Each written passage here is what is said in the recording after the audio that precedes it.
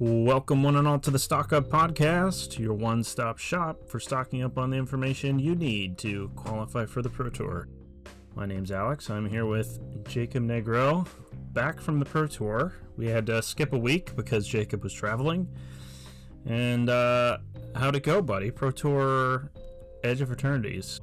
I'll cut right to it. It did not go well. I missed day 2. I went 3-5, which unfortunately also cost me qualifying for Worlds. Not that that was a guarantee if I day 2'd, but now that I know what it took, if I had gotten 6 wins and a draw at that Pro Tour, that's what the line was to qualify for Worlds. Yeah, man, that's rough. Yeah. Not much more to say than that. I'm sure. Yeah, and it happened. The person who beat me for day 2 was in the same boat I was. Derek Davis, who I saw did end up qualifying for Worlds, but it's just gonna happen to some people or not. It's tough. Yeah, only some people. I mean, that's the whole thing about qualification. Only some people make it. Certainly, there's more people that are good enough to play than there are slots. And sometimes when you play Magic and you win, you do well in a tournament. A lot of the times your opponents got mana screwed, a couple matches, that sort of thing. I'm sure bad things happen to you as well. Yeah, certainly. I actually feel pretty good about my play and my drafting, and we'll get into my deck choice later. It's hard to really regret playing Belcher, even though it had it's weird to say it didn't have a great weekend when it won the Pro Tour, but when you look at the win rates, it's not high up there. Yeah, it's interesting. Something we'll all talk about. We're just going to be recapping the Pro Tour today, mixed in a bit with Jacob's experiences, of course. Before we get started, I want to remind everyone you can find us over on patreon.com/stockuppodcast. It is $1 a month to have access to all of our exclusive posts, so get in there while it's good. Eventually, we'll raise the price of that, and anyone who's in at $1 will be grandfathered in. So now is a good time to go over there. Of course, if you don't want to follow us there, that's no problem. You can listen to us on YouTube, Spotify, Apple Podcasts, anywhere you listen to podcasts. So you mentioned you played Belcher. Maybe we'll touch on your preparation and your deck choice, and then we'll discuss the tournament with limited and all that. So you tested with Team CFB. I guess they call themselves Team TCG Player now. That's what I saw on the graphic anyways. Oh, okay. Good to know. Yeah, being a new member, I was not sponsored by anybody, so I don't know what the official team name was. Yeah, well, I think that's all changing, because TCG Player bought Channel Fireball, and then in a flurry, of course, eBay bought TCG Player. So there's going to be a lot of changing around. Certainly, Channel Fireball is like, I bet in all the old team members there, that's the heart of it, is that's what they connect with. But yeah, there's sort of, a larger group of people that are always welcome to that team, but for this Pro Tour in particular, I think an all-time low number of them were qualified for it, because nowadays also the Hall of Fame only gives you one invite a year, and so many of these Hall of Famers show up to the first Pro Tour of the year and then, hopefully stay on that train, but if they don't, then they're not going to be qualified for one that this one was. Right. So, I mean, so I'm there's going to run down core really base quick. players, but yeah. My team included some people that put in a little bit of work that weren't qualified for the Pro Tour, but mostly only people that were qualified did things. I will say, great team as far as their work ethic. They put in more work than I think. Certainly the floor of what the least amount of work anybody did was high above the average, I'd say, or the median maybe, that I have been on any other team. That makes sense. So they're all playing lots of games, just trying to figure it out. I've been on lots of teams with lots of great players that, some of them I think there's people I've teamed with before that I'd like to team with again that aren't on Channel Fireball, and I might not stay with them moving forward because of that. But there was no individual person on this team that I thought wasn't putting in a lot of work and trying really hard. Which I guess I've been on team, almost every team I've been on, I could identify people, I won't name names, that aren't trying very hard at all and do hardly any work. So right. I mean, I can imagine people, especially really entrenched players that are already quite skilled and they've been around for a long time. I could see them having even rationale for slouching a bit, So it's good to hear that. I mean, these people like Reed and Gab putting up consistent finishes. They're putting in the work, so that's cool. Yeah, Reed finished rank 1 in the Worlds race, so that means he did not do well enough at any individual tournament to qualify for the World Championship directly, but he was leading the race by a pretty good margin on just having a strong finish at all 3 Pro Tours this year. And he started this last one 1-4, and yeah, he started this Pro Tour Edge of Eternities 1-4 and finished 10-6. Dang, that's pretty cool. He's gone 1-4 to 12-4 before. He has to have the strongest spirit of any player ever. Like, I don't think losses affect him in any negative way whatsoever.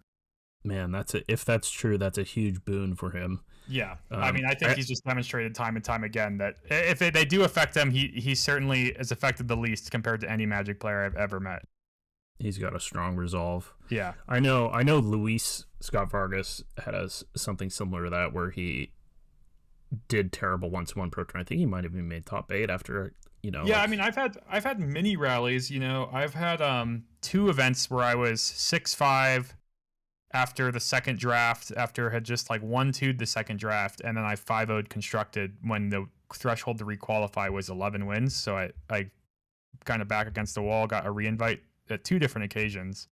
Mm-hmm. But in a way, that's happened to me before at a couple Grand Prix. One in particular I can think of, where I was playing this blue-black control deck that I didn't like very much, and I lost 2 rounds, but I felt the need to like prove myself that I can make it, so I was like real scrappy and managed to make day 2.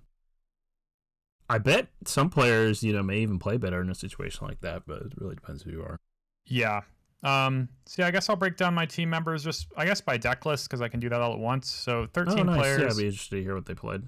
So the most played deck on our team, 5 people, I believe, I might revise this as I go through it, played a blue-white Blink deck, which is kind of a brew, though you might have seen the Seif streaming it a few weeks ago, because he just was.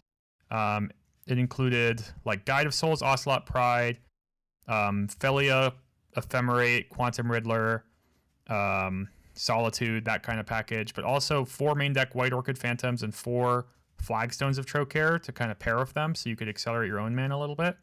So kind of a mid-rangey aggro deck, not as fast as Boros Energy, but also not as slow as Esper mid-range, in my opinion. So pretty nice mana. In a way, that deck's kind of like a evolution of Boros Energy. Like it's using a lot of the same white core cards, and then it just really can't like use a Johnny without red permanents, unfortunately. But yeah. Mm-hmm. So yeah, the people who played that were Gabriel Nassif, Theo Zhang, Reed, Luna Eason, and Ma Noah. So is that 5? Yeah, 5 people. Then I'll throw in Matt Costa. He tested fully remotely like I did, and he played a Jeskai Blink deck, and you probably saw him on camera because he started 5-0, and he did finish top 32 in this tournament as well. So congrats to him. He played a list that was also kind of a brew, but still with Philia, Riddler, Ephemerate, Solitude, but instead of these white 1-drops and some other things going on, he played Ragavan, Flage, and main decked 4 Consigned Memory. Consign has a million combos in that deck. You can consign Quantum Riddler so it doesn't go away. You can consign Flage so it doesn't go away, and it even had 2 Arena of Glory, so sometimes you haste the Flage from your hand, consign it, like completely ignore graveyard hate. That's pretty powerful. That's probably one of the more powerful things you can do with consign in that deck. And then also, if you exile one of your opponent's non-land permanents with Philia, you can consign the return trigger and it never comes back. Okay, nice. I didn't even think of that part. And then of course, it has utility against. Yeah, also sometimes you play against the deck where it's the best card in your deck, like one of the purely colorless Eldrazi decks. Was he the only one who played that deck? Did anyone try to work on it with him, or people tried to work on it with him, but I think they mostly ended up on the blue-white one. Gotcha. But he just didn't want to jump around decks too much, and he's stuck with that, and it worked out pretty well for him. Yeah, that's cool. We had 3 people play Espergorios, which was kind of that was mostly Edgar Maguiej playing Goryo's. He loves that deck for most of testing, and then kind of the last week, Matt Nass and Sam Pardee decided to join him. So those three played Esper Goryo's.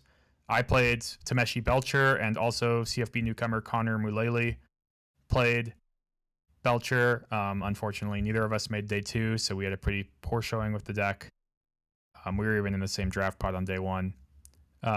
That's... Was that everyone?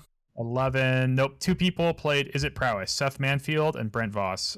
Seth was just kind of into it for a while, and I think he just kept playing games and didn't have a reason to really switch. So I think he just kind of wanted to lock it in early, but we had some good data with it. I think one of the most notable things, so it has a really good Belcher matchup. That's just true. It's one of the scariest decks you could play against this Belcher. I think the surprising matchup for a lot of people is that Prowess, in my opinion and my team's opinion, is slightly favored against Boros Energy. And I think a lot of people think there's no way that could be true, including people on my team, till we played a lot of games. Flage sounds like a nightmare card. But to put it simply, the Boros Energy deck is not really thinking a single second about beating a Prowess deck. It's not that popular of a modern deck. And the Prowess deck does some pretty aggressive stuff. It is faster.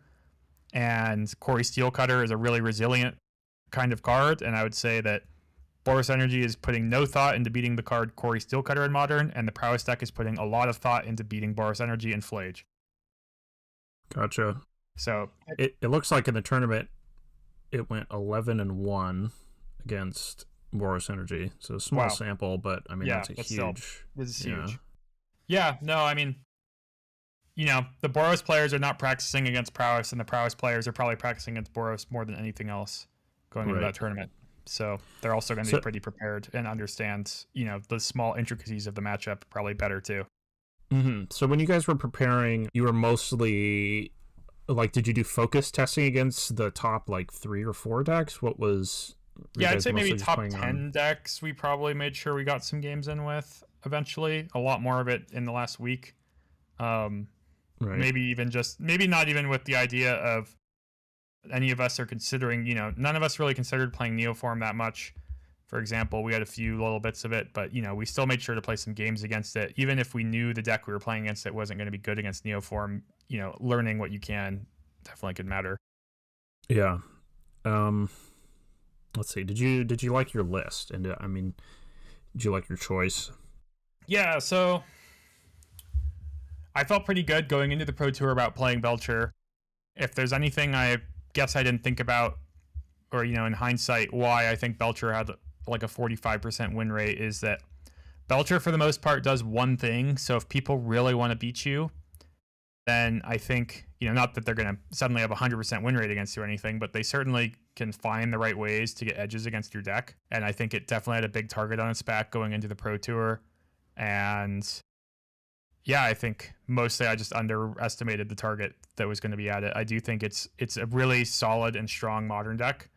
It reminds me a lot of the old days of Splinter Twin, which is kind of funny because it, a deck with no lands that wins with Charbelcher sounds so, I guess, gross to some people almost. They just don't want to touch a deck like that. But you literally just play some counter spells and play a turn 3 Whir for Lotus Bloom, and you play your Belcher, and it feels just like Splinter Twin. It's funny. It's different than, Belcher has kind of a history in Magic of being this degenerate combo deck that shows up every once in a while in formats like Legacy. This deck's quite a bit different than those old Legacy decks, though, right? Yeah, this is like an anti-combo deck that is a combo deck. It's checking. It's almost like a pillar of the format, kind of keeping things from going too fast, if anything. Yeah. Given it's maximizing free counter spells. Mm-hmm. Is it kind of glass cannon-y? No, I would not say glass cannon-y. There's a lot of ways that are effective ways to fight against it, but I don't think it just folds to getting interacted with in any way. It's about the quantity of cards I think people played this weekend that brought down the win rate. Gotcha. I was thinking we might talk about this later, but it's hard not to bring it up now. And we have from thanks to Frank Karsten, he always puts together a graphic after the Pro Tours of the win rates of the decks, and I will put this in the YouTube video so others can find it, or you can find it at Frank Karsten's X account. So what we're looking at here is all the different decks and their win rates. These bars are basically the confidence intervals. So if the wider the bar is, basically the smaller sample size. That just shows that, you know, if you ran this as a simulation, you know, 100 times, 95% of the time it would fall within those bars. At the very top, the deck that did the best was Jeskai Control with a decently small sample size. Yeah, I was going to say, if we kind of skip to decks that more than one or two people played at the Pro Tour, one that stands out at the top is Amulet Titan. Yeah, I certainly saw that. So the ones with the smallest bars, yeah, Amulet Titan. I mean, literally everything above it looks like it was one or two pilots, basically, in the Pro Tour. So it's just, gotcha. It's way too small, right, 12, of a sample 5, and 2. to really yeah, totally. Well, from. The Jeskai Control is a little interesting because Azorius Control also did pretty well, and that had a much bigger sample. Fair. That's fair. Which I was about to get into. And then Is It Prowess also decent. It did quite well. Yeah. Amulet Titan, I know some of my friends that ended up on Sanctum played it. Also, they asked some specifics. Interesting note, because they played Malevolent Rumble, which is not a stock card in Amulet, though I think maybe more people that played Amulet than not did register 4 copies, which is a pretty strong MH3 common. And they're kind of playing it over Explore, including Mason, who top 8'd the Pro Tour, who I think maybe didn't even test with that team, but just came to the same conclusion to play that card in Amulet. Mm-hmm. I don't remember exactly what Karsten said the win rate was of people who registered it, but it was higher than this, and I subtracted it, and the people who didn't play it had one more win than loss total. So basically a 50% win rate at the Pro Tour. And the rest of this win rate was kind of carried by people who registered that card. Wow, that's interesting. Another notable thing, it came out ahead on Belcher in only a 15 match sample size, but that's pretty against what I think even the Amulet players said. When I talked to them, they said, you know, we're trying our best to make that matchup not terrible. And then, you know, if they play against Neoform, whatever, they'll lose. Yeah, it is only 9, and so what, 15 sample? Yeah, that's so small. Yeah, and then this graph is actually missing it, or maybe you can find it if you look at Eldrazi Ramp versus Amulet. Yep, so also only a 15 match sample, but the combination of Eldrazi Tron and Eldrazi Ramp, so like the two very similar Ugin's Labyrinth decks, went 0 and 15 against Amulet Titan, which is certainly kind of a statement. If you're ever going to call something a buy matchup, that's got more evidence than ever. What's the difference between Eldrazi Tron and Eldrazi Ramp? Eldrazi Ramp has the green cards. Rumble itself, it's trying to ramp into Emrakul, the 13 mana one, as a premier thing. It usually plays Utopia Sprawl, Sowing Myco of Spawn. Does not play the Tron lands. Trying to get a bit of Delirium. Yeah, I would say the big payoff for playing Tron lands is that immediate Karn mana plus something to grab from your sideboard, and also just Ugin. And the payoff for the Eldrazi Ramp deck is Sowing Myco Spawn and Emrakul. So they're just kind of built different ways to use a different part of the deck. In terms of other big decks here, Espergorios, Belcher, Boros Energy, basically, Espergorios being a little bit ahead while being the most played deck at the Pro Tour is a pretty good sign for that deck's strength. Mm-hmm. You know, it's not like it had an absurdly high win rate, but it had the highest sample size and still pulled out above 50%. So that kind of data by itself leads me to believe that was a great choice for the tournament. Mm-hmm. Boros Energy, also one of the largest sample sizes, and clocking in at 43%. Yeah. Essentially the lowest in the tournament, except for a few outlier decks. Yeah. Boros was a backup deck for me for a while, and I think it's just a deck people are going to make sure they're kind of prepared for. Mm-hmm. It's just everybody's kind of gunning for it. And I do agree that even when people are gunning to beat you, the matchups aren't that bad, but they're still, you know, all bad, I guess.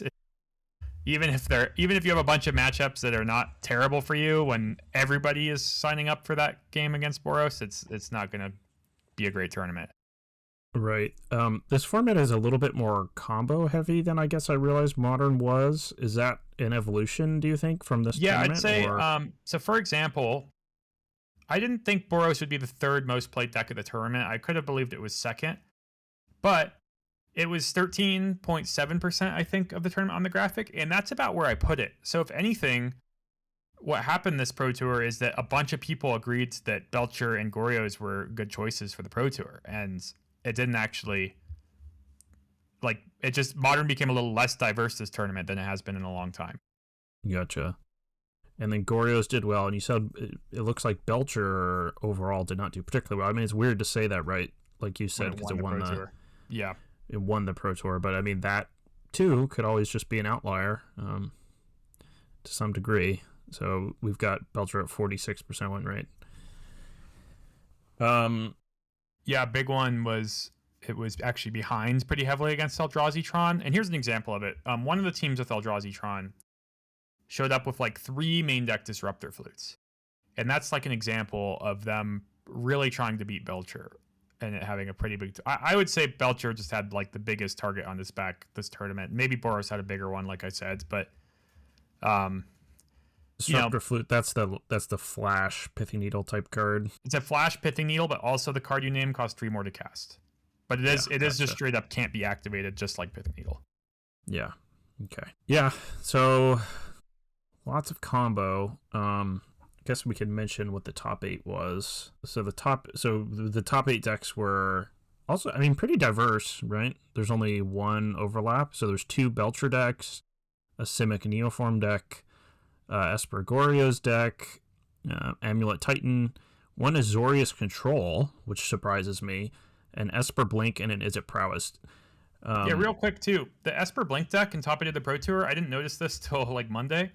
It's completely different from any Esper Blink deck you've ever seen. It does not have any copies of Solitude. It has 4 copies of Subtlety. Like most Esper Blink decks, I would describe as Orzhov Splash Blue, and this is like Dimir Splash White. Like this deck is just all Dimir cards splashing Filia and Ephemerate. It only has 2 Ephemerate and 3 main deck consigns. It has 4 Force Negation, 4 Subtlety with Riddlers.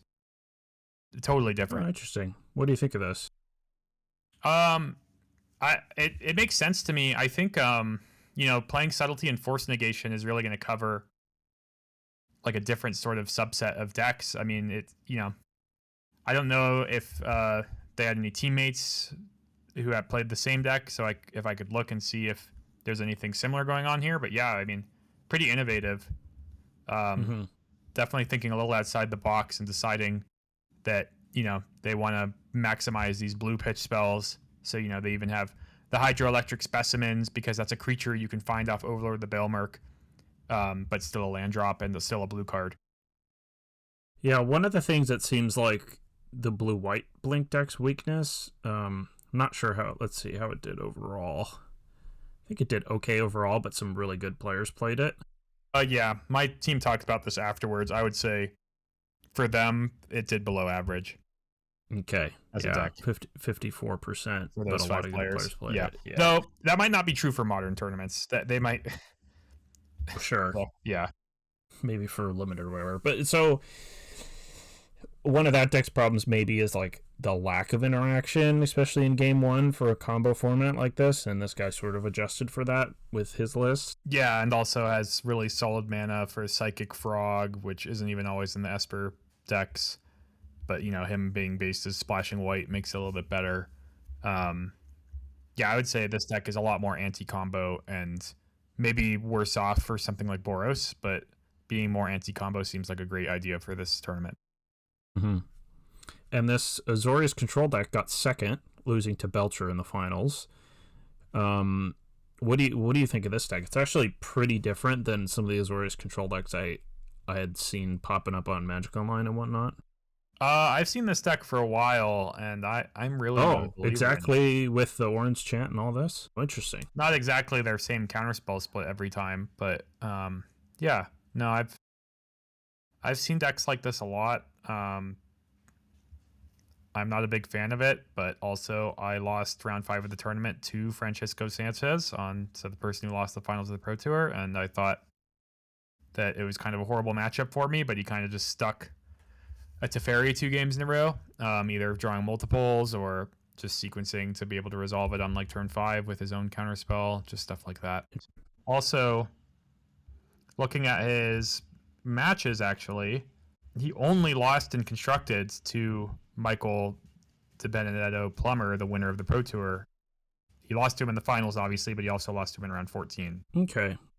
I played him in the 2-2 bracket, so for him to top 8 the Pro Tour, he only got one draw and a loss That'd have along the done way. really well, yeah. So maybe but- the jury's still out on that matchup. Yeah, I see he beat another Belcher player. I mean, I think on paper, this deck should be heavily favored against Belcher, but it's a really clunky deck, right? It has 10 3-mana sorceries, and some of them are legendary, and it's just a control deck that I think needs to draw its interaction early and its payoffs late, and that just doesn't happen all the time. But obviously, it's a strong enough modern deck to make it as far as it did. Yeah, I mean, it looks really cool to me. It reminds me of like an old school control deck with like lock pieces and sweepers and counterspells and not too much else. It also looks like maybe like it makes sense to me. It did well in a combo meta. Like, I don't know how well something like this would do against Boros Energy. Yeah, Boros Energy sounds really problematic for this type of list. Interestingly, out of this data set for the Zuri's control players, they only played against Boros Energy 4 times with 3-1. So that's he did beat Boros Energy to top 8 the Pro Tour. I can see that. But you can easily imagine he played against combo every other round, effectively, and he got a draw on a mirror against his teammate. Mm-hmm. So I know they were teammates on the same 75. I wonder if it was intentional, but hard to know. It's also such a funny deck because it probably wouldn't be able to beat like a standard blue-white control deck. I'm wrong. Actually, he did beat Nassif, who is not. That was definitely more of a creature. I watched that, I think, or no, I didn't. Probably. No, maybe I definitely watched Nassif play against a Neoform deck. That was an interesting match. Where he beat a large creature in play twice. Yeah. And he would have won easier if he just hit his third land drop, and I thought he was toast, but then he pulled it out. Yeah, it is kind of a thought exercise. Like, could this deck beat many standard decks? This bullet control deck? I mean, maybe.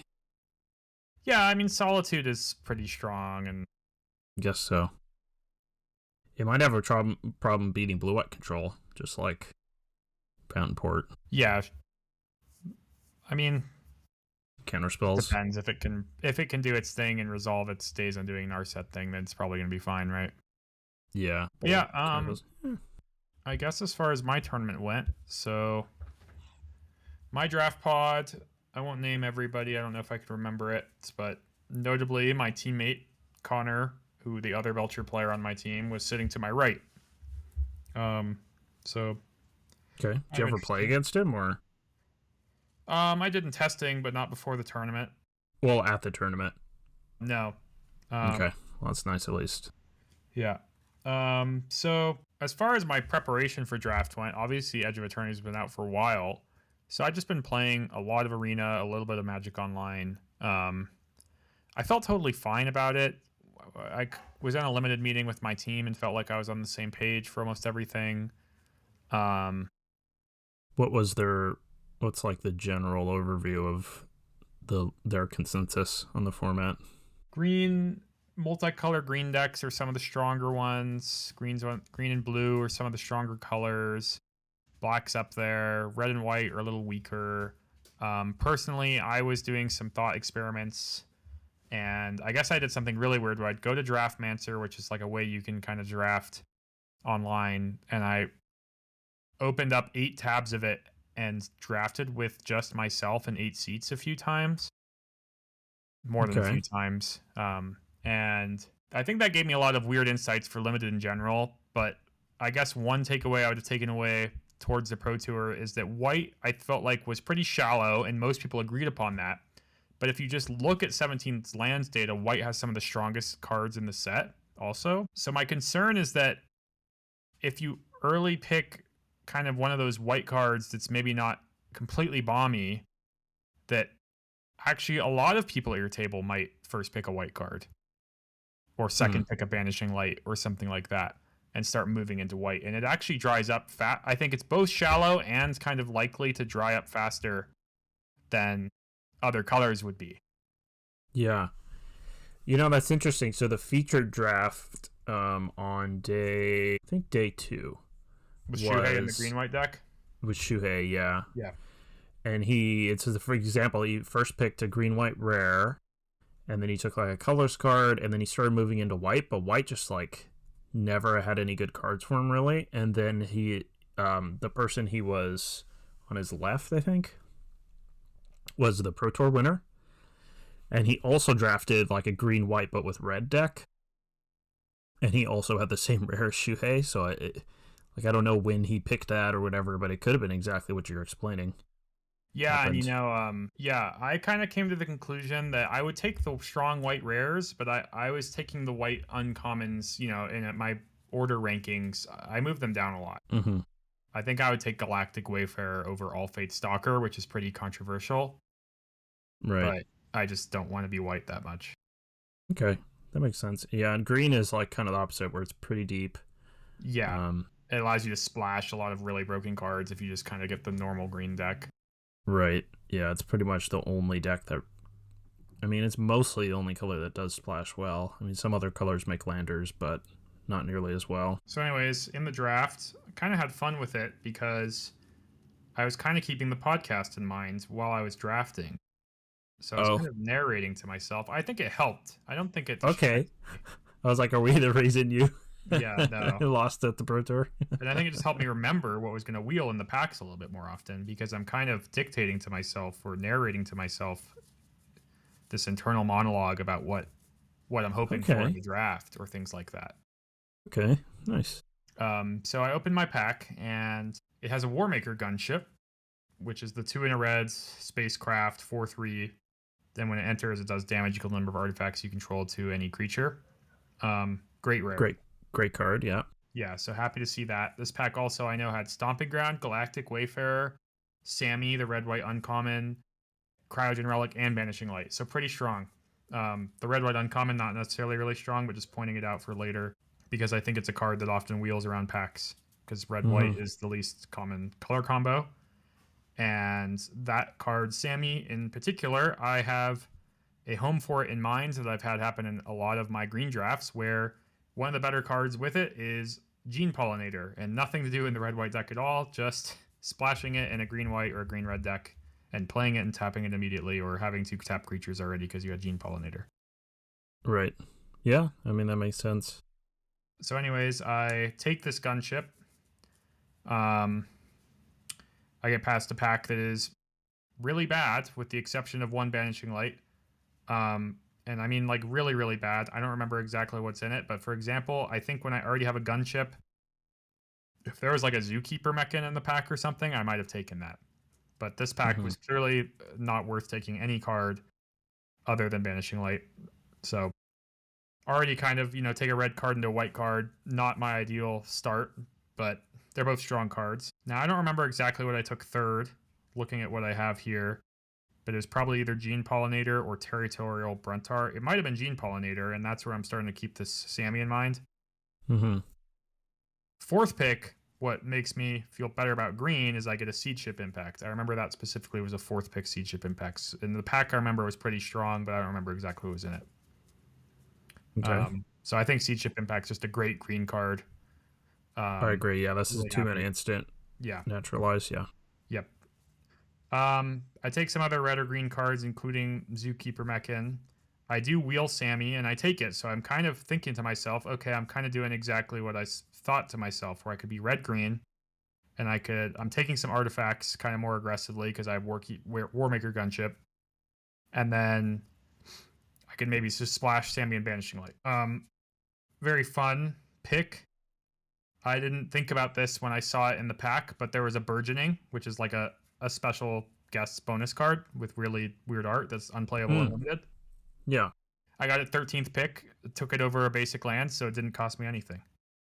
So I was in the lucky seat to get the rare draft at the table. Nice. Is it like worth money or something? Is that why you're bringing it up? It used to be. It might not be now that it's been in this set. Gotcha. I'm gonna That's a look it cool up. commander card, and it's got a little stamp on it. Oh yeah.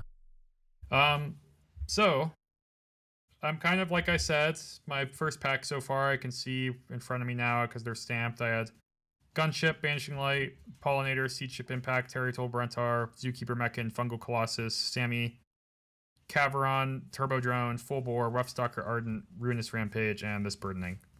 So looking like maybe Gruul, Splash White. Could don't have to lean into it, but Warmaker Gunship is certainly my strongest card, and Gene Pollinator is a cheap artifact too. They play really well together. So certainly what Yeah. I'm hoping happens this draft. Is Gruul a deck you like in this format? Yeah, though normally it's more of a landfall-y deck, and this is more kind of becoming an artifacty deck. And I'll explain why, because when I open my second pack, my rare is also Warmaker Gunship. Nice. So I start off the draft with two of the same rare that's kind of a slightly build around rare. Gets better in multiples. It does. And also, yeah, it means that when I make decisions later on in the draft to say I'm going to take this because it's kind of a cheap artifact card, it's a lot more cohesive because I'm going to draw Warmaker Gunship a significant amount of my games. I don't remember the order that happens after this, but what I do remember is so I can see some examples of cards I got this pack. We have Melded Moxite, two Melded Moxites, Slag Drill Scrapper, Galactic Wayfarer, Harmonious Grove Strider, two Tapestry Wardens, Plasma Bolt, among other things. Okay. I remember Black was actually kind of open looking this pack. I passed some pretty strong Black cards, but I just thought, I was taking. I think a lot of the times I had them, it's like when I got the Galactic Wayfarer or the Grove Strider. I remember both had really strong Black cards in that pack. Those were probably my earlier picks in the pack. But it's just like that pivot. I think I could pivot and maybe try to be a red-black deck, but I'd be wasting half of my pack one. And I just felt like, I'm also passing against someone that had I know their pick order in Constructed, and I just didn't see Black from them in pack one. So I just think, not that I care about my opponent having a great, or my teammate having a great Black deck in the draft, but I do think they're going to draft Black if I pass them these cards, if they aren't already. And Yeah, I'm I mean, setting Black myself up for pack 3 by letting these cards go through me. Black doesn't have a ton that goes with the gunship either. It it kind of does. Like Dubious Delicacy is an example of a card I passed, but yeah. Yeah, I just in general I can't think of many like cheap Virus artifacts Beetle. in Black. Oh, there's Virus Beetle. Yeah. The cards I passed could have gone well with the gunship, but Okay. I think the Wayfarer was kind of too perfect, and I was kind of moved with that. Yeah, that's fair.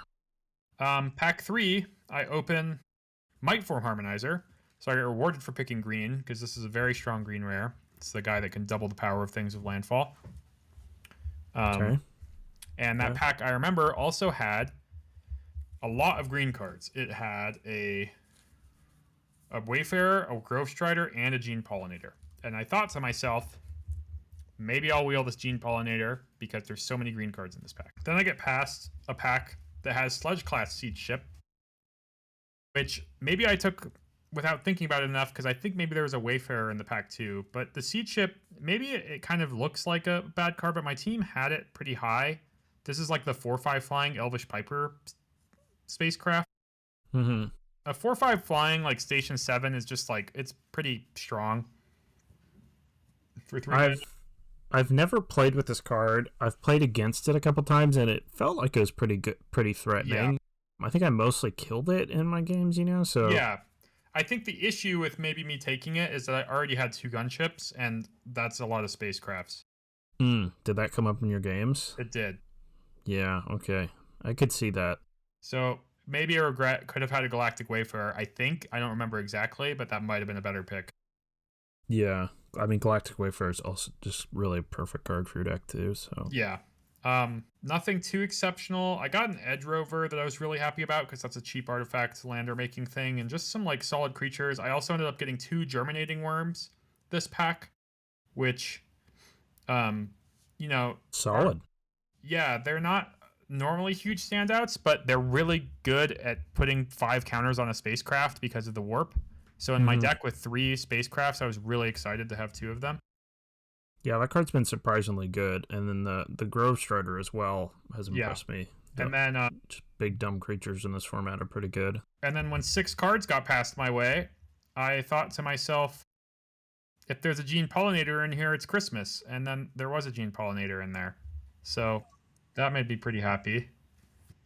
Um, I didn't like slam it or anything awful at a PT table, but I did take it immediately and put my cards down to my left way faster than I should have. You're excited. You're like, it is Yeah. Christmas. Yeah. Turns out it wasn't Christmas for you, but So I was pretty happy with my deck, laying it out. Red green, I only splashed those white cards from pack 1, Sammy and Banishing Light, off of single planes. I think I maybe made a couple deck building things wrong. I main decked one of the 2 melded Moxites, and this is kind of in hindsight, but so effectively what happens with my deck is in the 7 games I played, I got horribly flooded in 5 of them and finished 1 and 2. I really felt like it wasn't really gameplay errors or anything like that, but also I was a deck with 2 Gene Pollinators, a Zookeeper Mechan, and 17 lands, and getting really flooded is maybe, not supposed to happen in 5 out of 7 games I play, but it's also gonna happen a lot. yeah, I'm trying to think about how many. Because your curve's decently high. You have the Bruntar. I guess the worms can be cast for a little cheaper. Yeah. Seth Manfield told me right off the bat when he saw my deck, but this was after I was 1-1 in it with it, that he would have main decked both Melded Moxites and played 16 lands because he was worried about flood just by looking at my deck. Gotcha. So Okay. certainly maybe an insight I was lacking. But it makes sense, Also, the Melded Moxites are cheap artifacts. You can also play Gene Pollinator into Moxite and have 4 mana on turn 3. Yeah, I could definitely see playing the double Moxite. How was that torpedo for you? I usually don't put that in my decks. Actually, I only drew it 1 game, but I was really glad I had it. It would have been great in many of the spots in my games. My deck's pretty good at attacking with the spacecrafts, and it makes the gunship deal 1 more damage. I was pretty happy to have one. I also just Okay. I only have this torpedo and this Banishing Light to kill a 5/5 or whatever, and I'm just a green deck that really needs to make sure that my ground creatures aren't getting bricked.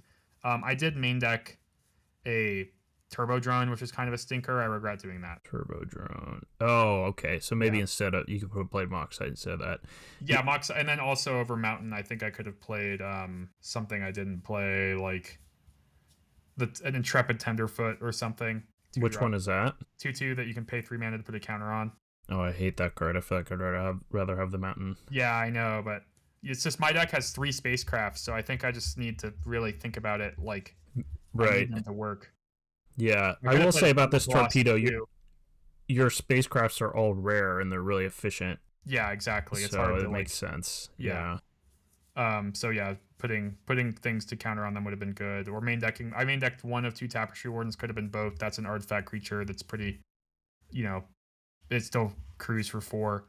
The Thief even said maybe I wasn't supposed to play the Plasma Bolt, which is a card I've never cut from a red deck. But when I was playing my games, I didn't disagree, with the exception of one of my rounds. This format doesn't have a ton of small creature decks, and I already have the best card in the format against a small creature, basically, in the gunships.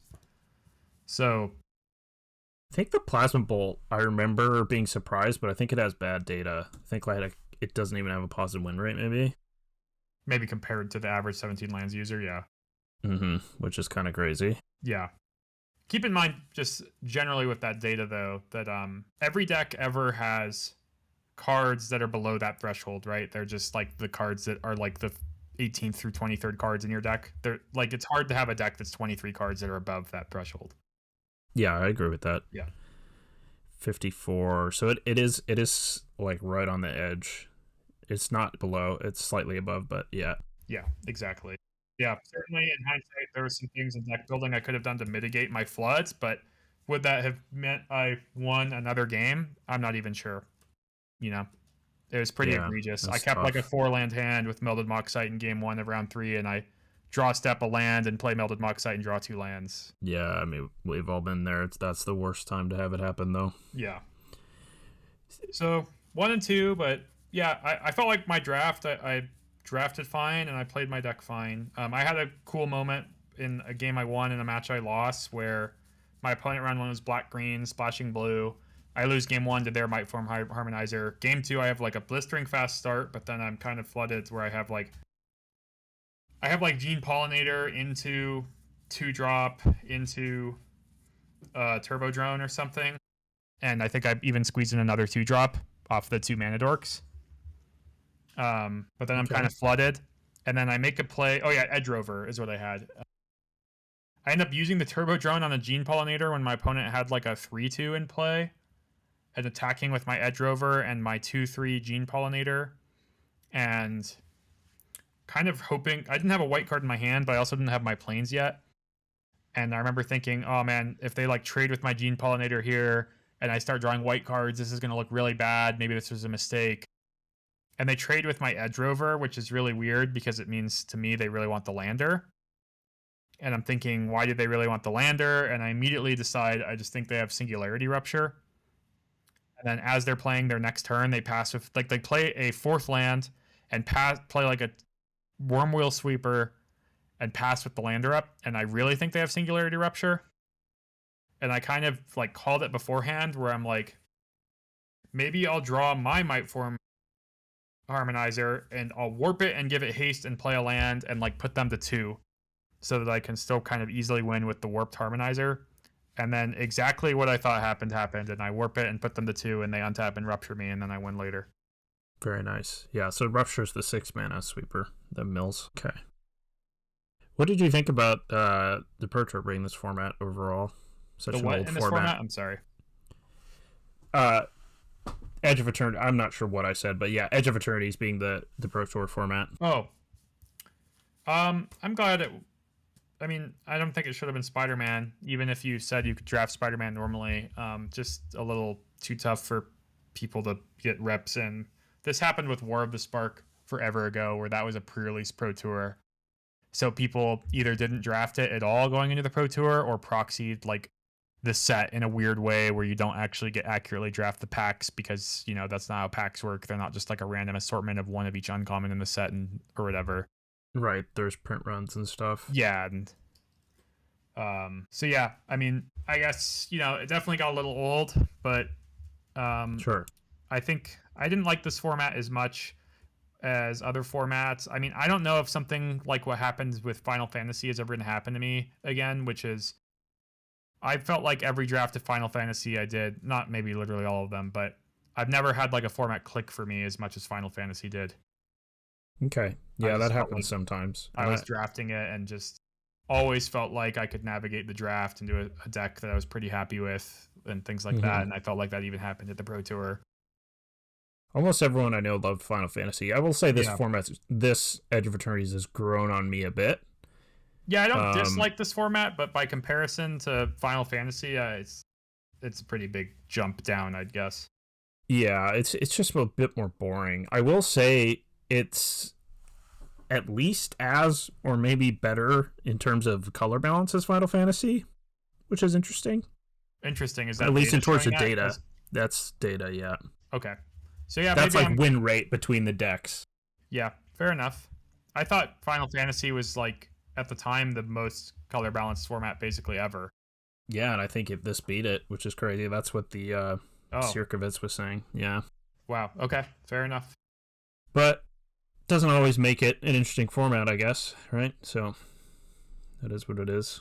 Okay, so then how did so you didn't make day 2, so what do you need to how many 1 and 2 and I have to finish 4 and 4, so I need to finish 3-2 with my Belcher deck. Okay, not too round awful, 4 but I play against Yoshihiko Ikawa on Affinity. Ikawa is the Pro Tour Outlaws of Thunder Junction champion. He probably has 2 or 3 Pro Tour top 8s in total. He's one of the best players of all time, and Affinity is not a favorable matchup for Belcher, so I'm a little nervous.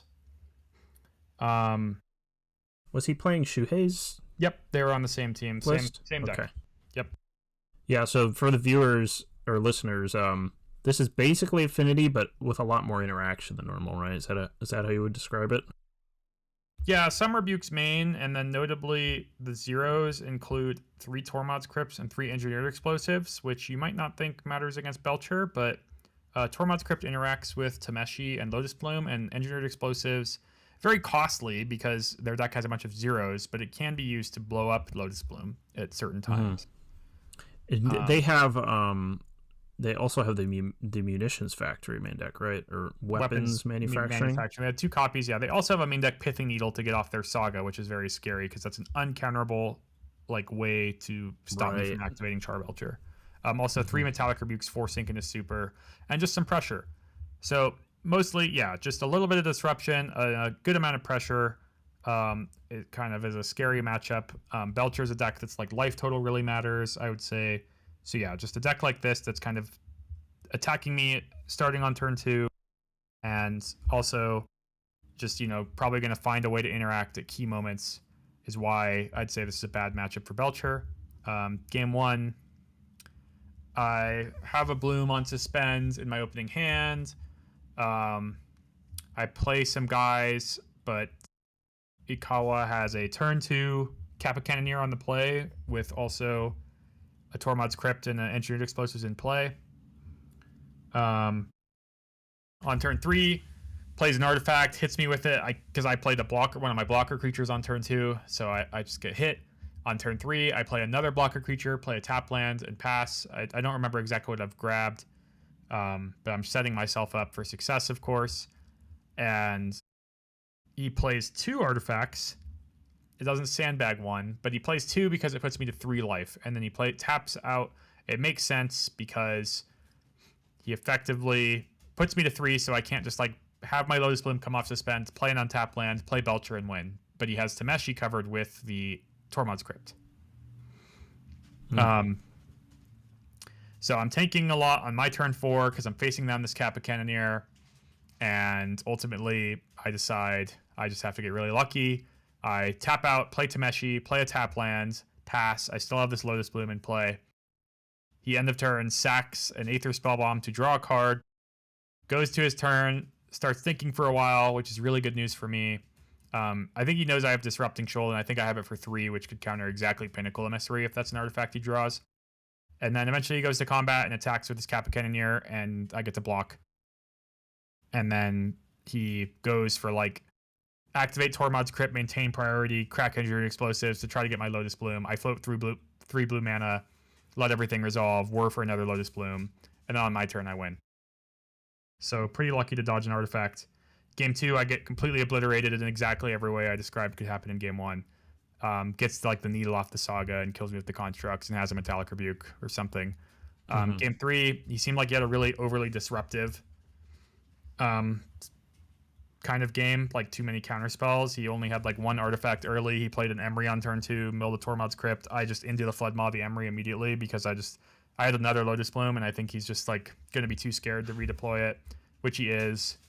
And then on turn 5 or whatever, I win with Tameshi through counter spells. He had a consign for my Lotus Bloom, but I had a Flusterstorm, which counters the consign.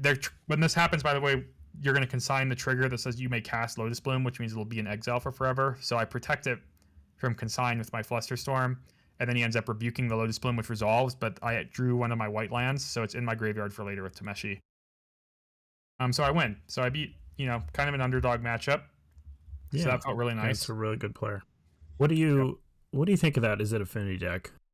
Maybe the list, the typical list, and then maybe, what these Japanese players played. Yeah, some of my friends on Team Handshake played this list too. They played Zero Thought Monitor, but a lot of the same conclusions, adding more zeros in particular to make your kind of explosive starts way better. And they both came to this conclusion that the zeros that are best to add are Tormod's Kryptonator and Explosives because there's just not really better magic cards. Gotcha. So I guess this Japanese team did not have any Ornithopters, so that's a little different. I think this was a great choice for this Pro Tour. Once I saw the metagame breakdown, it looked like one of the better decks you could have played. Yeah. Okay. Interesting. So at round 5, I play against Francisco Sanchez, the same one that lost the finals of this Pro Tour. on Azorius Control, and the way the games played out made me feel like it was a nightmare matchup. But after watching the finals of the Pro Tour, maybe just good draws from him. I think game one, if I remember correctly, he had like a spell snare and a stern scolding for my early creatures.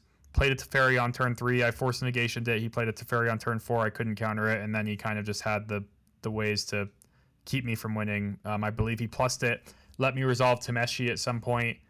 I grab Lotus Bloom from my graveyard, so I return a land to my hand, I draw a card, and then before my Lotus Bloom comes into play, he flashes in Days Undoing, which does not end my turn because of how Days Undoing is worded, but it does like graveyard hate me, reset us both to 5 cards when he was kind of out of cards, or to 7 cards when he was like out of cards and I had a full grip. Gotcha. And from there he kind of beat me, and then in game 2 I think he just like resolved a Teferi with a Mystical Dispute and kind of just beat me that way. Teferi definitely seemed like kind of the nightmare card for my deck because I imagine that's a counter war. The thing he needs to get into play. I kind of wish I watched the finals of the Pro Tour now to see how those games went. Yeah, because I was surprised for him to lose 3-0, but yeah, I even remember game 1, he keeps a hand that's like Lorien Revealed, Narset, Orum's Chant, Days Undoing, 3 lands, draws like more Orum's Chants. It just looks like one of the worst decks ever from the way he draws. Doesn't really put up a fight. A similar sort of thing happened game 2, maybe a little bit more back and forth, but he doesn't resolve a Teferi, importantly.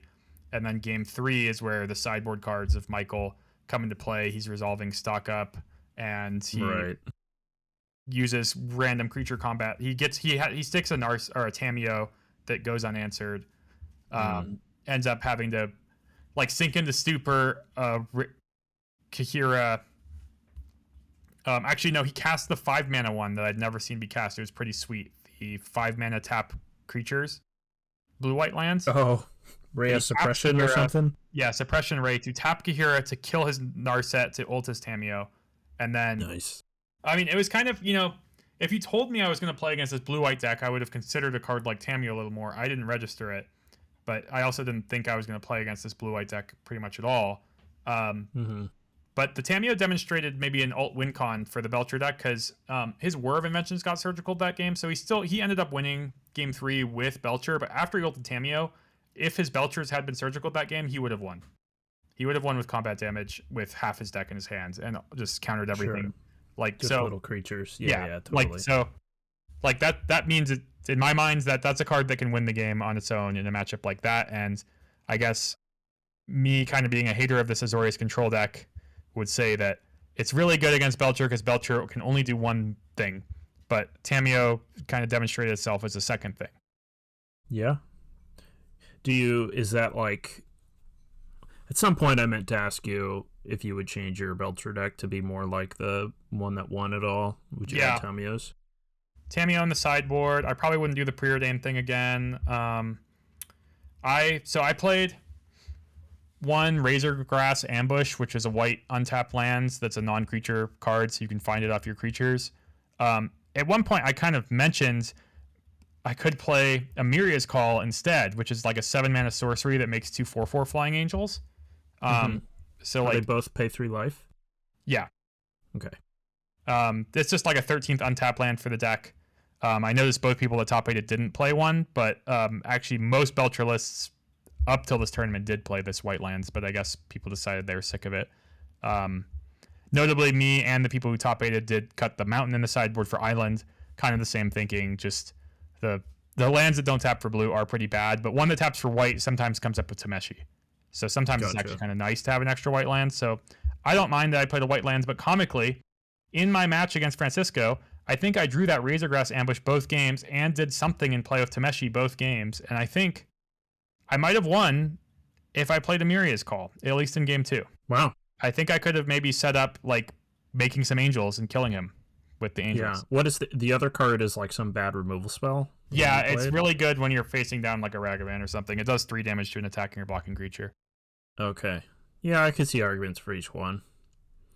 So the Island, I'm guessing you board that in because of like Ghost Quarter type effects. Yeah, but you kind of have to be selective with it. But luckily, in an open decklist tournament, right, you'll kind of be in the know. I'll give an example of this actually the very next rounds. But I'll wait on that.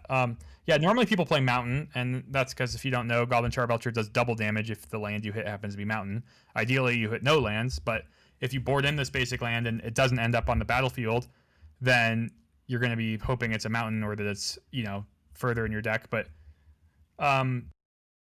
it's also a mono blue deck, and kind of a tiebreaker moment for me with Islands is that when you draw Island, you're kind of happy. If you like board it in and it ends up in your hand instead of like tutored into play, it's like the best land in your deck. Your deck's a bunch of crappy lands. Yeah. They're nice that there's spells on the other side, and you abuse the fact that there's spells on the other side, not only with Belcher, but just in like normal Magic game. This deck doesn't really get like flooded because you just draw like, even though they're not the greatest spells ever, they are spells.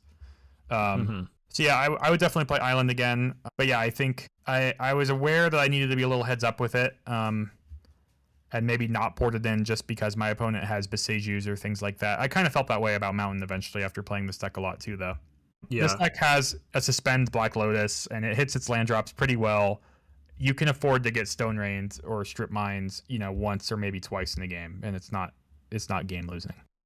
Okay, makes sense. Well, your opponent's still like playing a card that does that to do it to you.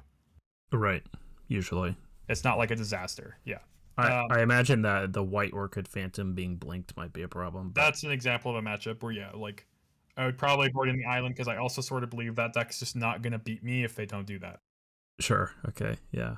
Whereas, Amulet is like an example where they have Besejus. I would never board in the Islands. Like, it's a fast matchup. I need to be able to kill them when I activate Belcher.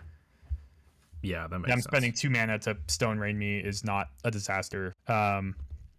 Next round, I play against an Eldrazi ramp deck, kind of like what I described before.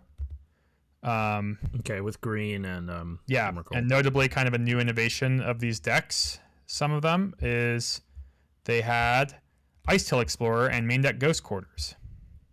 I saw that. Actually, this list I played against had 4 Icetail Explorer and 2 Ghost Quarters, among other things. When I'm looking at this list, one thing I noticed is I thought they had a lot of colorless lands. They had like Sanctum Ugin, I think even another one. And I was kind of skeptical about their ability to like cast their spells, especially Icetail Explorer. Well, green, right? 2 and 2 green. Is that what that costs? Yeah. Yep. This deck doesn't really have much interaction for my deck in the main deck. It has the Ghost Quarters. It has Emrakul the Promised End. It can tutor that with a weird like Karragast line. And it has World Breaker. But, Kozilek's Return isn't doing much. Kozilek's Command can interact with my graveyard for Tameshi. But, all this is to say, when I looked at my opening 7-card hand, it had 2 Lotus Blooms, a Charbelcher, and an untapped land, among other things. And those are the only 4 cards I needed to win game 1. I drew some tap lands, and I played them, and he did the Icetail Ghost Quarter thing, and then on turn 4, I cast 2 Lotus Blooms, and I played my untapped land, and I played a Belcher, and I killed him. Game 2, I once again have 2 Lotus Blooms, but I don't have the Belcher. So he ends up once again Ice-Tilling, Ghost Quartering me. And on turn 4, I play 2 Lotus Blooms, and on turn 2, actually, I played a 2-drop that found a 3rd Lotus Bloom. But then I end up playing it on tap land, passing. He Ghost Quarters me. I whir for Belcher. That costs both my Lotus Blooms and my mana. And he already had gone through my basic island at this point. And then he is able to, he had milled, because he had 2 Icetail Explorers and was playing 3 lands a turn, and he had milled one of his World Breakers, and he's able to pay 3. He has enough mana to return the World Breaker and cast it, basically, on that turn and exile my Belcher. So then I lose. Now, kind of going back to what I said, I'm on the play here, and it's kind of, hard for him to develop Icetail Explorer, and most notably, I have 2 Harbinger of the Seas in my sideboard that were in my deck on game 2, but turn 3 on the play, he doesn't have a lot of removal. He has 1 Dismember in his sideboard, and not that he's going to get mana screwed necessarily if I play Harbinger, but he can't Ghost Quarter me if I play it. So I take the island out of my deck. And I think I just end up, he has a Ghost Quarter, but he doesn't have an Icetail, and because he's a ramp deck himself, and he thinks I have a basic island, probably plays into this, he's not Ghost Quartering me, because he just figures he's just going to get an island, and I'm going to be down a land. And then I end up winning with, the white source I have in play with a Lotus Bloom, and when I activate Belcher, I say, here's my deck. I'm going to grab my sideboard and show you the islands actually in my sideboard. And he kind of was disappointed in himself for not ghost coordinating me, but it's hard for him to do that. Yeah, I mean, it kind of makes sense from his perspective. I mean, why would you take it out? Yeah. Unless, of course, yeah, you're bringing in the Harbingers. Kind of makes sense. Interesting. Yeah, and I just know it's more likely, too, that I might win before I get ghost quartered when I'm on the play. Yeah, totally. So you're kind of bounced back a bit. Yeah. So now I play, and I'll try not to harp on this too much. I play against Jia Wu. I've played against him at Pro Tour OTJ, and I thought it was kind of weird when I played against him. He's on Espergorios, and I've heard stories about this guy, but I've been at a random house party with him after a Magic tournament, and he was completely crazy. And I've heard stories involving drugs, and more importantly, I've heard lots of stories about this guy cheating. And I play against him, and I call a judge on him, and he doesn't even get a warning. And anyways, I lose. I'd say I lost fair and square. I was pretty vigilant, but it sucks. I'm just pretty focused on making sure I don't get cheated. I still end up calling a judge on him. I didn't know this because I just looked at his match points when we got paired, but he had 3 draws before we played, which is absurd. What on earth? What?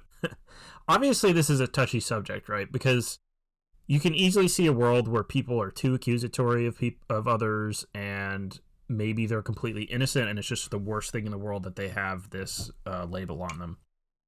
I mean, but something like this, like, what prompted you to call the judge? I'm curious.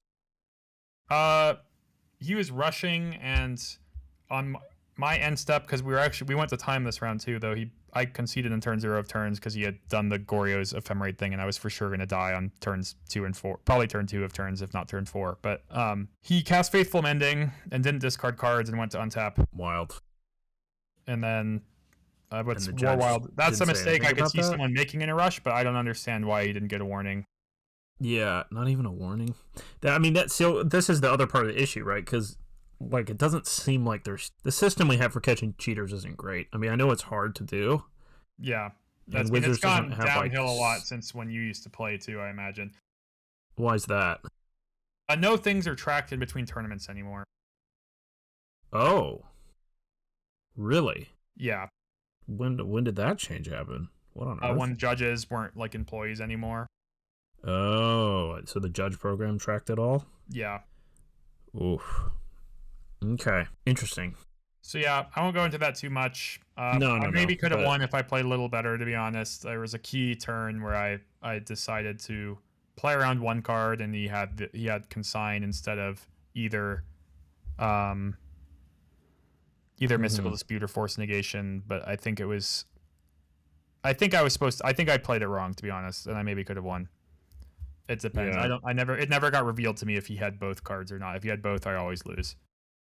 Type of situation. But yeah, I mean, I've played against players like that where they're so either scummy or they have something going on where you're just like trying to focus too much on keeping the game state together as if like you're the only one responsible for it. It's so bizarre, and then you're kind of losing mental energy doing that. So that sucks.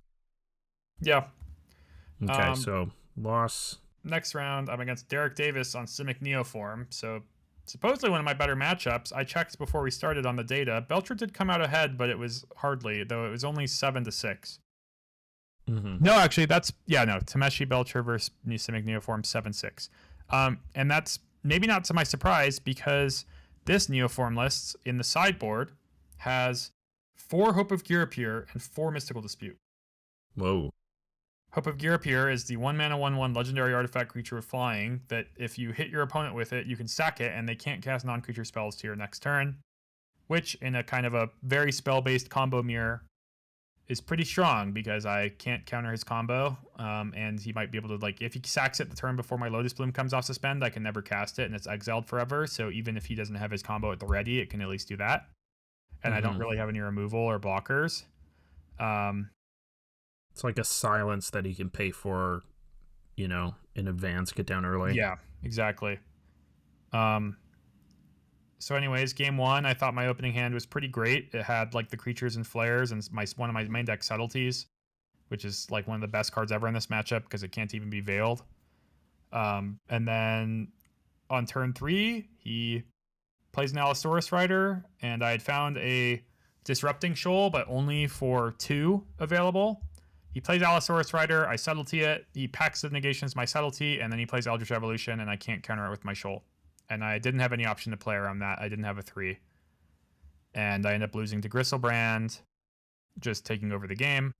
Game 2, maybe where he gets a little bit more shot in the foot because one notable thing about his sideboard with all these Hopes and Mystical Disputes is that's a lot of cards that aren't green.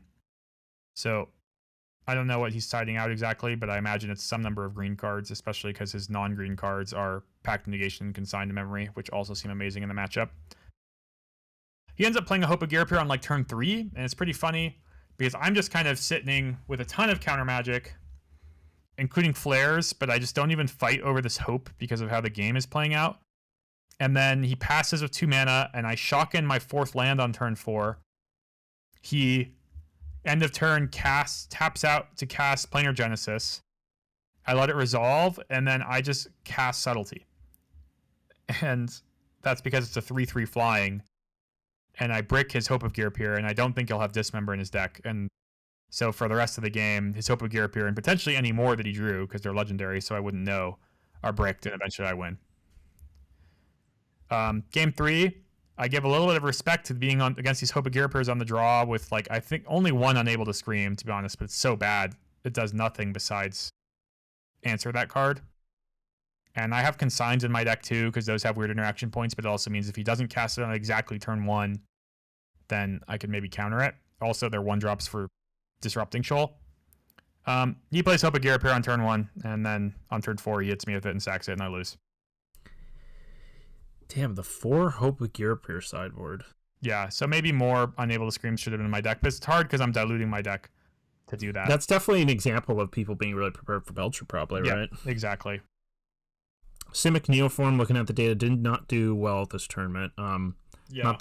Didn't get played a ton, so not huge data, but yeah, 45%. So comically, another thing about all these Hope of Gearapirs, and you asked me how I would change my Belcher list, and a card I didn't play, is the best card I could possibly imagine playing against this deck is once again Tamiyo.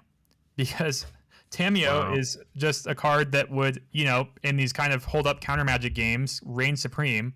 But also, if my opponent has a Hope of Gearapir, it just blocks it. Then they have no removal. And even though I don't get to attack with the Tamiyo ever, it's still 1-for-1 as a Hope of Gearapir. Yeah, so it's a steel wall if they have the Hope of Gearapir, and then if they don't, then you just have this, Yep, this thing that I could sack to Flare or just sack the clues to on their end step because they can't do anything at instant speed to punish you, really. Yeah, man, Tamiyo's kind of a broken card.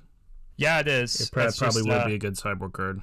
I just definitely thought the way most games played out were not kind of the way that, 2 of my games happened to play out. Yeah. Well, I'm not exactly blaming you. I mean, I'm considering, Belcher's still going to be one of my options for future Modern tournaments, and I still think it can be a great deck and won't necessarily be as targeted as it was this weekend, so I don't want to rule it out, and Tamiyo will certainly be, I think, in my sideboard for a while now, because especially if a way people are attacking Belcher is with Hope of Gearapir, which I've seen in the mirrors as well, because you can whir for it. Right. Then Tamiyo becomes really, really nice to me.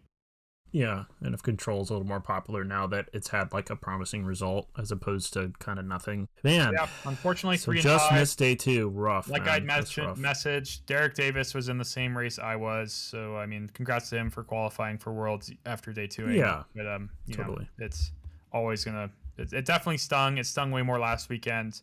Now it's obviously I wish was playing Worlds, but it doesn't hurt as bad. Yeah, you do a pretty good job of bouncing back, it seems like. Yeah. I didn't play any more Magic. I mean, I played some casual with friends. I did a Spider-Man draft or whatever, but like I knew I shouldn't sign up for these Secret Lair showdowns because I was pretty disappointed, and I just knew if I like signed up for a tournament, lost, I would be having a miserable time, And you were probably already jaded, so you might not have played great. Yeah. Yeah. But also, it doesn't. Even if I play perfect, I'm still just likely to lose in a tournament. Right. Right. Exactly. Yeah. Oh man, Magic can be tough, dude. Yeah, I still have some hard burns that I still remember. Yeah. So, well, that's Magic for you. Yeah. Anything else you wanted to cover in terms of Modern for this episode? I mean, we basically covered the Pro Tour. No, I'd like to do another Modern deep dive in one of the future episodes before Houston. It seems like Houston, so both Houston and this qualifier weekend are the same weekend. So my plan for the next 2 episodes is one of them to be Modern related, and what I would truly recommend for that RC, like, or at least maybe a list of decks I think I would choose and why. And then the other one I want to talk about is Spider-Man Sealed, which I started playing and I'm really enjoying. Spider-Man Draft seems horrible, but pick 2 or just regular draft? I think both. Okay, yeah. It's horribly unbalanced. I'll give a spoiler alert for the Sealed episode or any of you drafting out there, but in Limited, it's hard to say never play a color because there's always going to be some weird corner case contacts where it comes up, but more than ever in this set than any set I've ever seen, don't play red. Yeah, I've done a couple of the pick 2 drafts, and they're like okay, but they're really not my thing, and I haven't tried the regular draft yet, so. Yeah. But anyways, the nice part about Sealed and a format being kind of imbalanced is I think it just comes up less, and limiting your options, such as red is almost ignorable, means it makes building your deck easier. Mm-hmm. And it means you play against less decks, but it doesn't make the experience bad because you see good red cards, you know you can't pick them, that sort of thing. Yeah, I would just say the variance of the pools seems a lot lower too because there's only 200 cards in this set. Yeah, that's true. That is so I think you just end up building a lot of sealed pools that look very similar to each other. So I mean, you could definitely call that repetitive, but I think it's kind of nice for kind of planning and practicing for Sealed. It makes the practice more valuable. Gotcha. Okay, well, in that case, that'll do it for today's episode, folks. We had a backup plan to sort of talk about some other announcements at the Pro Tour, but we'll probably just save that for another time. Till next week. So this player, Jay White, posted on Twitter kind of a write-up saying, I won't read this all out loud, but the tweet says, I wrote about what it has felt like to be a competitive Magic player for the last 5 to 6 years. And paraphrasing, they're using a metaphor of dining at their favorite restaurant, and then one day on the menu you see it says slop, and you ask, what's slop? And they say, oh, it's just for the pigs. And then as you slowly return to this restaurant, more and more of the menu is slop, and eventually what you loved is not there, and all that's left is slop. And actually, I've seen a lot of replies to this, and it's kind of funny because some people think the slop metaphor is in reference to Universes Beyond, and some of them is more so just phasing out competitive Magic in favor of casual Commander. Mm-hmm. Do you know which one the writer meant? It seemed like they meant specifically phasing out the casual Commander and not Universes Beyond. Mm-hmm. It kind of applies to both in a way. It does. I don't think I also I read through the comments a bit, and it seemed like people were kind of mad about it. It's hard. Yeah, so it's hard with X a little bit because people. Honestly, I think justifiably mad, and I'm not. The metaphor does a really good job of letting you know what they're mad about or upset with, but it definitely is sort of unnecessarily hostile towards people that maybe happen to enjoy the thing that they don't like. Okay. I kind of don't see it that way. Yeah. I mean, I just see it as the writer, trying to explain something in a way that's maybe kind of funny, maybe kind of jabby. I get it. Yeah. But I guess the you get 2 types of replies, and number 1 is I am a pig and I eat slop. I have friends, including Olivia, now just re-saying that to people. As someone that maybe enjoys Universes Beyond, so you just get to now say, I am a pig and I eat slop. Yeah, it is pretty funny. It's tough because so X is a place where it seems like where people like to voice their frustrations, right? Because it's like these little snippets of conversation rather than a full thought that sort of compounds and people reply to each other, and it comes off as more hostile than they maybe would be in real life. I think there's some frustrations in Magic, especially competitive players, coming from a lot of different angles, and they just sort of voice it at whatever's in front of them. So I don't know how mad people are actually about Universes Beyond, and how much of that is really just like standard is bad, maybe, or this other thing they don't like is bad, or maybe there's too many secret layers. And it's hard to tell if they're actually angry that there's slop, quote unquote, or if it's, a combination of however many things. Yeah, and I've seen arguments too, even from Patrick Sullivan, about how there's like no way these sets aren't like, being rushed with the amount of them that are coming out. And I guess I don't know how many people work for Wizards. I can't tell you if that's true. Exactly, yeah. If there's 7 sets a year instead of 4 sets per year, there might be 7 people per per 4 that there used to be at Wizards. I'm not sure. Mm-hmm. So I'm not sure if that's inherently true, first of all. And especially because I guess to me, it's like sets have been hit or miss in Magic forever. So for you to point at Spider-Man being crappy or whatever, which not necessarily this post is, but for what people are kind of doing, I can point at, I think, Final Fantasy being excellent and kind of knocked out of the park. And like, that's just been happening in Magic forever. That's just how making sets works. Like, they're not going to know till they're out there. Yeah, I totally agree with that. It does feel like they've not been balancing the cards as well over the years, I'm starting to think.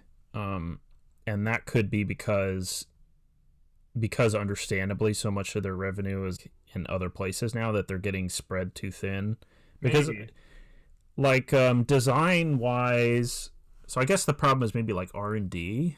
But, like, design-wise and the sets and everything are really good. The art's really good. The themes are always really on point. I'm usually pretty excited about a new Magic set, but the cards, like, there's been so many bannings and a lot of the cards seem unbalanced. But, we're also going to this digital age where everything gets hyper optimized, so it's a little hard to tell what's going on. Yeah, for it's sure. Like, would Gideon have been banned in Standard? Like, if that's right, 4-mana Gideon right now. Yeah. So I don't know. I understand why people don't like Universes Beyond. I tend to agree, but I think at the end of the day, they've always been a company that sort of pushes the envelope and then pulls back when they go too far. Yeah. And that's just sort of their model. I agree. So it's totally possible that Universes Beyond sets, they came out swinging and they don't do as well, and they'll pull back on them later if that's the case. And look, I'm not going to blame anyone for saying, they don't like Universes Beyond or stuff, but I feel like to some extent, like, you're got to get used to it by now. And well, it doesn't bother, sure. It's also like, I just hear things that sometimes don't make sense to me. Like, you can say you don't like Spider-Man and Spider-Man's a bad set, and you could say you don't like Final Fantasy and Final Fantasy's a bad set or whatever, and that's fine. But, like, to say that you see these sets or you see that Spider-Man was a flop and you're saying this is what's going to kill Magic is kind of ridiculous to me, which is, once again, not what this tweet is saying. But a lot of people kind of go to these extremes and think that Universes Beyond is bad for Magic, and I just think there's only evidence that it's good for Magic. Right. Well, so, okay, in my own brain, I don't love Universes Beyond, so, like, the dark part of me kind of was happy that Spider-Man wasn't a success. Sure. So I could point at it and be like, haha, see? But I think that's kind of what's happening on Twitter, It's like people wanted it to fail so they could point at what they don't like anyways. It doesn't actually matter. Like, Spider-Man could have easily been a good set. And what, like, I don't know, do you have like a favorite, do you have like another IP or something you really like? Pokemon.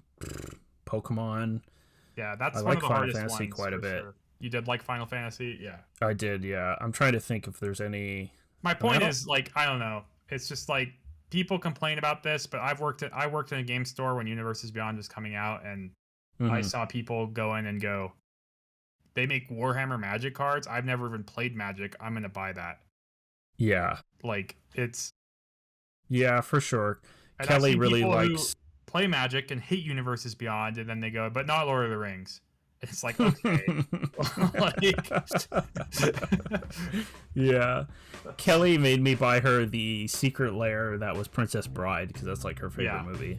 She doesn't, really care about Magic cards. So yeah, the Secret Lair definitely works. Whatever. You don't even have to engage with those if you don't like them. So Yeah. Are you really going to be mad that your opponent's counterspell has SpongeBob on it when you play a tournament? Like, whatever. No. Yeah, I really don't care about Secret Lair for sure.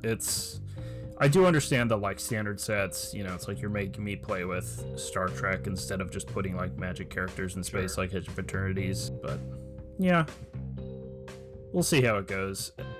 So I like I played Call of Duty a decent amount. Sure. Actually, I haven't played it in a while, but Call of Duty got the kind of Fortnite treatment a while ago. Yeah. And it definitely reduced my enjoyment of it, I think.